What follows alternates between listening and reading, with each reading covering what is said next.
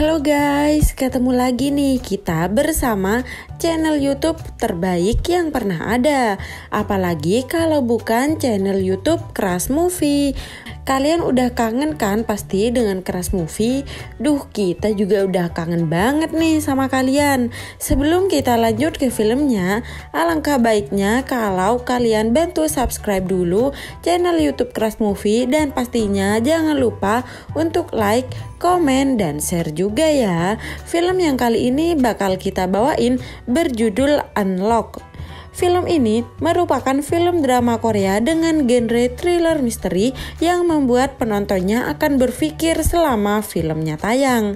Film satu ini tayang perdana pada tahun 2023 loh, dan masih sangat baru. Oke, tidak usah berlama-lama lagi. Yuk kita langsung ke filmnya aja ya.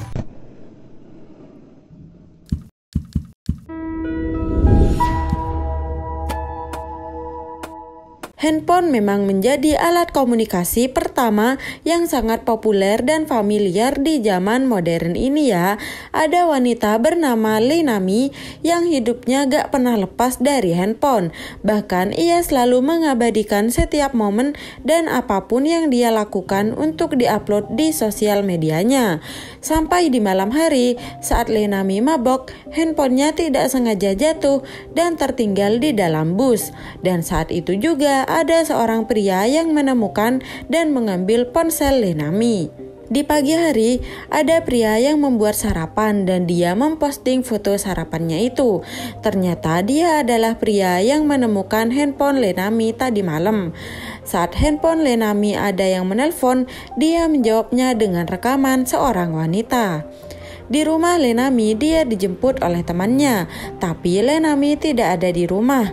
Temannya mencari Lee Nami dan Lee Nami ditemukan sedang tidur di bawah meja teras karena semalaman dia mabok. Lee Nami kemudian sadar kalau handphonenya tidak ada. Dia mencari ke seluruh rumah dan saat Lee Nami menelpon handphonenya, pria ini bilang kalau dia menemukan handphonenya dan meminta Lee Nami untuk datang ke tempatnya. Di sebuah hutan, polisi menemukan mayat perempuan dan saat polisi mencari bukti, dia menemukan kartu nama bernama Woo Junyeon. Polisi ini bercerita pada temannya kalau katanya dulu dia punya anak bernama Woo Junyeon, tapi anaknya ini kabur dan dia adalah pria yang penakut. Temannya bilang tidak mungkin anaknya pelaku pembunuhan itu. Lee Nami bekerja di kafe ayahnya. Ia dibuatkan jus kesukaannya, tapi beberapa saat kemudian ia mendapatkan telepon kalau HP-nya jatuh dan rusak. Jadi dia harus mengambilnya ke toko handphone untuk diperbaiki. Sesampai di toko handphone, dia kebingungan karena tempatnya sangat sepi. Layar handphone Lee Nami rusak, jadi harus diganti LCD-nya. Pria yang menemukan ponsel Lee Nami ini meminta Lee Nami untuk memberikan passwordnya. Dan setelah itu dia langsung membetulkan HP Lee Nami. Kini handphone Lee Nami kembali ke tangan Lee Nami. Tapi handphonenya sudah tersambung dengan handphone pria itu. Saat Lee Nami memainkan handphonenya, pria tadi bisa mengetahui apa saja aktivitas Lee Nami dan mendengar apapun percakapan Lee Nami. Saat di kafe ayahnya, pria tadi datang menjadi konsumen dan meminta jus buah plum. Walaupun tidak dijual, tapi ayah Lee Nami membuatkan jus untuk Lee Nami dan Lee Nami pun menjualnya kepadanya.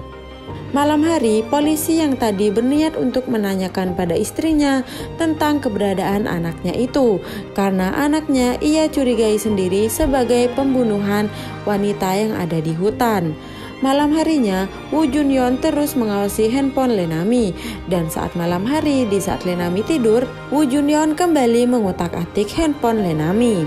Woo Junyeon mulai menghafalkan gerak-gerik Lee Nami dan kebiasaan Lee Nami setiap harinya. Mulai dari berangkat kerja naik apa, Lee Nami belanja apa, dan apa yang dilakukan Lee Nami di kantornya. Polisi ini makan siang bersama mantan istrinya dan dia menanyakan keberadaan anaknya yang sekarang dia curigai sebagai pelaku pembunuhan.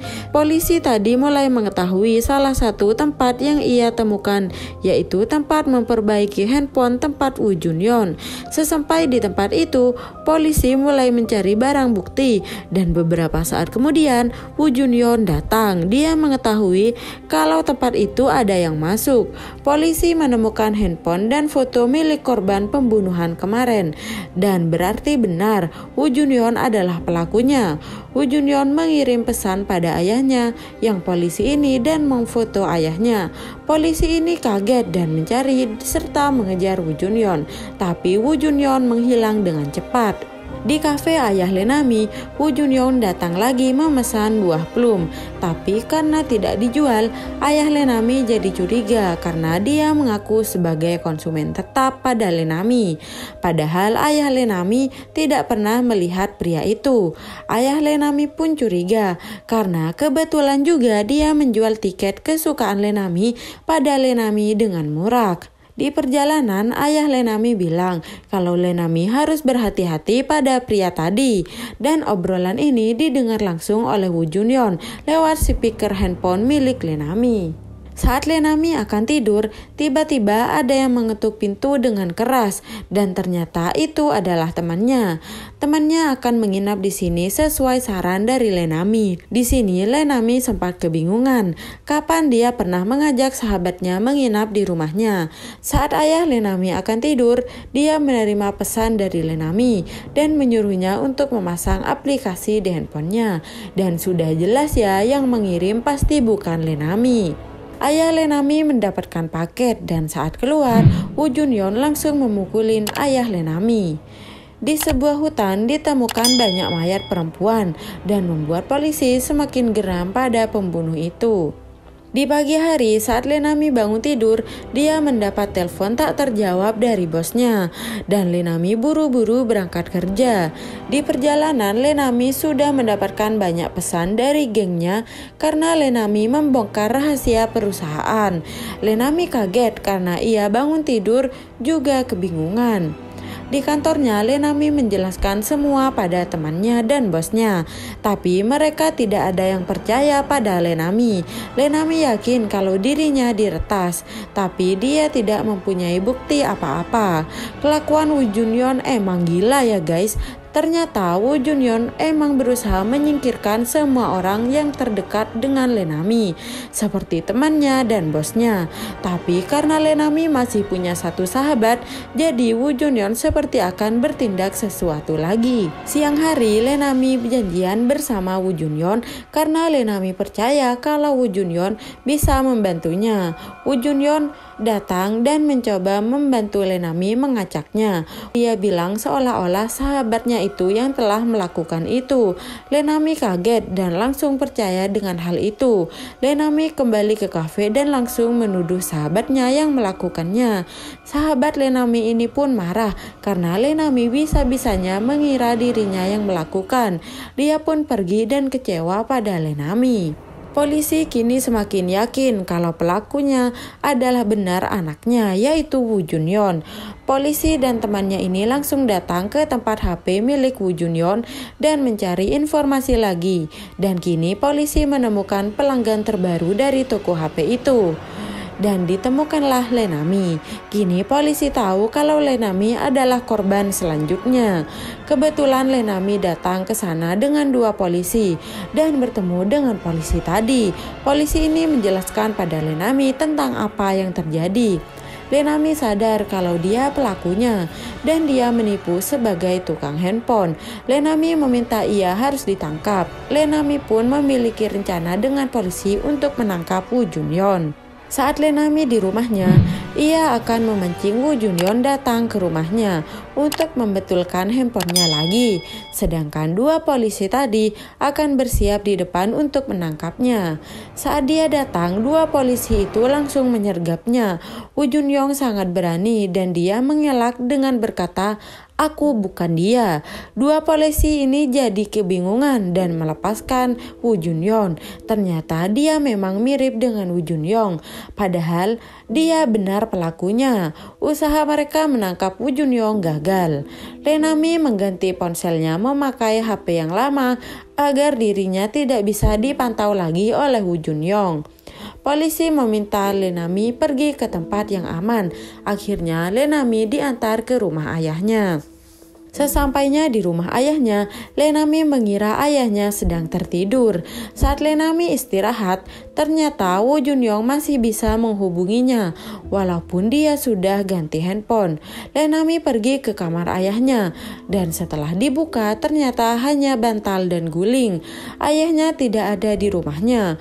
Woo Junyoung ternyata sudah ada di sana, sedangkan ayahnya dia sembunyikan. Lenami bilang akan melakukan apapun asalkan dia mau melepaskan ayahnya. Lenami diminta untuk menghubungi polisi agar dia tidak datang ke sini. Saat Woo Junyoung pergi ke kamar mandi, Lenami mengambil pisau dan berusaha membunuh Woo Junyoung. Tapi dia kaget di kamar mandi, ternyata ayahnya disekap dan direndam di dalam bathtub.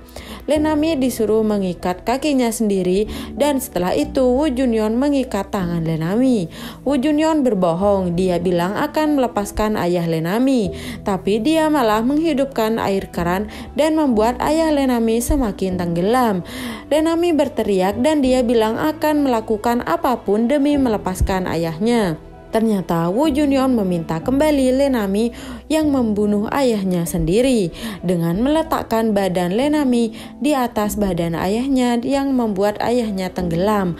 Woo Junyoung dengan senang memfoto kejadian itu. Benar-benar psikopat ya guys Woo Junyoung. Setelah itu Woo Junyoung menemukan kertas kalau Lenami tidak akan mengirim pesan, tapi dia akan menelpon.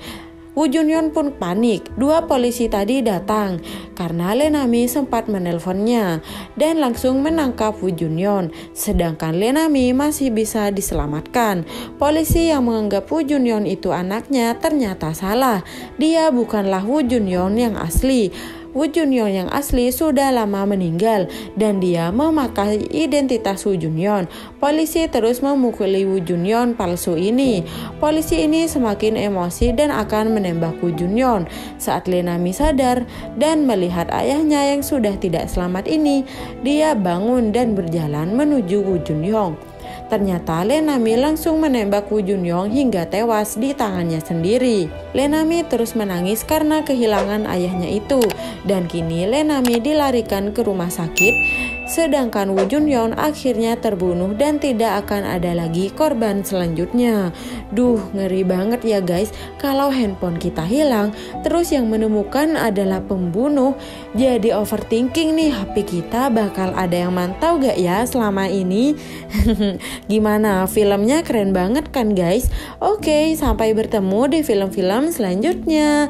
Bye!